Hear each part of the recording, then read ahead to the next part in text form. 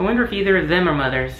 Hey everybody, and welcome back to my channel. I just finished going to Playlist this year, and I have to say, oh my god, it was so much fun. I got to hang out backstage with huge YouTubers like Jenna Marbles and Sarah and Adriana from the Women's Channel, and of course my personal friend Ariella Scarcella. And there's some exciting possible improvements and developments in my channel, so make sure to subscribe and stay tuned. As I'm recording this, it will be Mother's Day here in the United States this weekend. Now for some of us in the transgender community, this can be a very hard day. And in fact, in my case, for the first 5 years after our divorce, my son didn't call me on either Mother's Day or Father's Day. And as you can imagine, that made me kind of sad. And I did talk to him about it, and what he said was that right now I didn't fit into either the mother or father category, which is probably one of the reasons why after my transition, he just chose to call me Maya instead of either mom or dad. But you know what? I'm so glad to have him in my life no matter what he chooses to call me, and that we still love each other very much. But the way he feels is how a lot of people feel about transgender people, that we're kind of caught between motherhood and fatherhood. We're in this weird kind of in-between space, a kind of purgatory. And a lot of times we even feel that way about ourselves, especially in our early transition years. For trans women, and I expect trans men as well, we realize that our inner sense of self is either male or female. But like teenagers, we haven't developed that yet. We may know we're a boy or girl, but we haven't learned what it means to be a man or a woman, depending on which way we're transitioning. It takes time to find ourselves, and I'm talking about on the scale of years, and it happens much slower than our physical transitions. Frequently, society sees us as our chosen gender way before we see ourselves that way. I mean, when I came out, all I'd known up to that point was how to be my son's biological dad. Or rather, that was all I allowed myself to believe, and there was a whole lot of guilt in feeling like I was taking that person away from my son. And that wasn't helped by people calling me selfish either to my face or behind closed doors. And even worse, I felt selfish.